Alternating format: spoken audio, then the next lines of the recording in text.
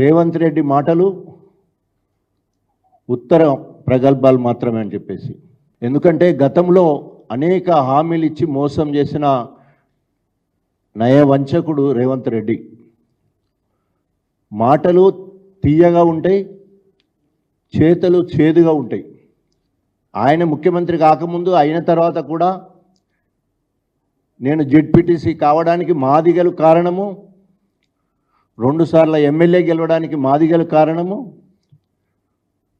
మల్కాజ్గిరిలో ఎంపీగా గెలవడానికి మాదిగలు కారణము.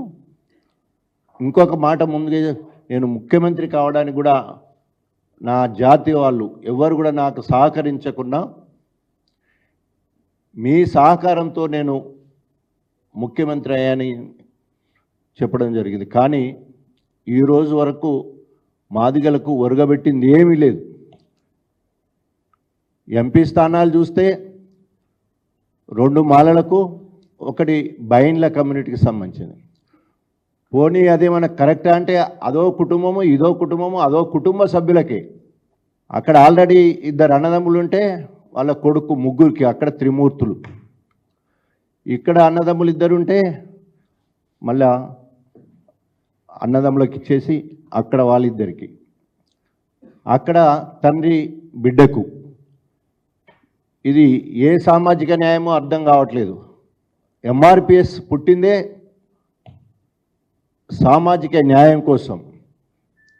మరి అలాంటిది ఎక్కడ కూడా మంత్రి పదవులు చూద్దామంటే 2 మాలలకు, 1 మరి మన మోచి కులానికి సంబంధించింది. ఎందుకంటే కుల్లా మాట్లాడుకోవాల్సిన అవసరం ఉన్నది కులాల విషయం వచ్చినప్పుడు.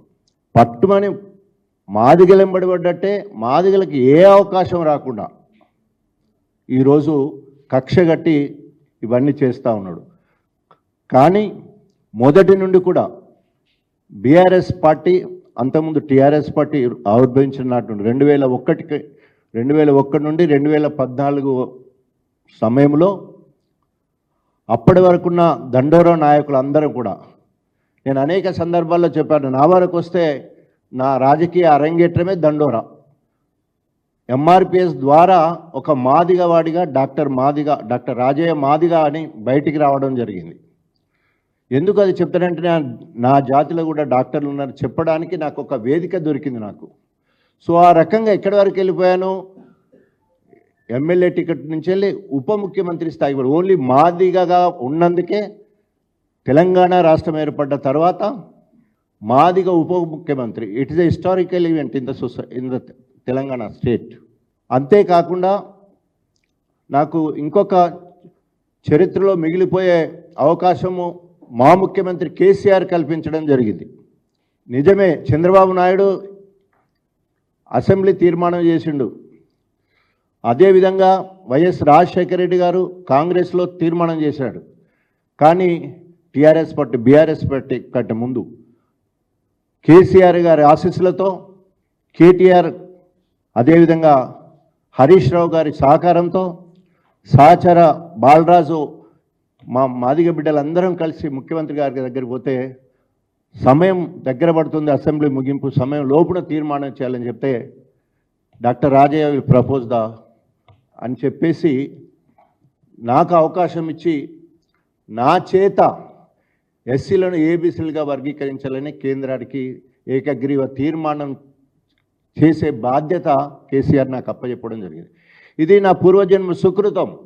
మాదిగవాడిగా ఒకటి, రెండోది తెలంగాణ రాష్ట్ర సమితిలో ఉండడం వల్ల ఒకటి, దండోరా ఉద్యమం నుండి రావడం, ఇవన్నీ కలిసి నా ఒక్కడికి మాత్రమే రావడం జరిగింది.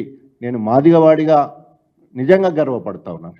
కానీ ఇవాళ సిగ్గు శరం లేకుండా మాదిగొల్ల ఓట్లతో గెలిచిందని చెప్పి, మాదిగల సహకారంతో నేను ముఖ్యమంత్రి అని చెప్పేసి, మరి ఇప్పటి వరకు కూడా ఏ ఒక్కటి కూడా మాదిగలకు అనుకూలంగా మాట్లాడిన మాటే లేదు.